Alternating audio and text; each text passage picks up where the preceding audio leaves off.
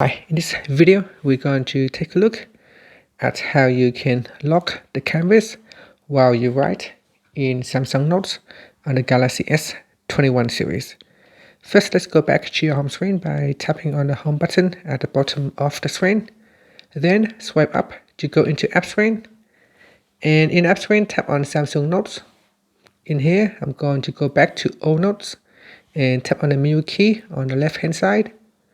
Next, tap on the Settings button, and in here we go down and tap on Toolbar Add-ons. Next, make sure that you have turned on Lock Canvas. Now we go back to the notes, so I'm going to open up this test note. And so if you want to start writing on your canvas, so I tap on Writing Mode in here, and if you swipe across, there is a lock button on the toolbar, so you tap on that and that will lock the canvas. So as I write, you can see it will not move.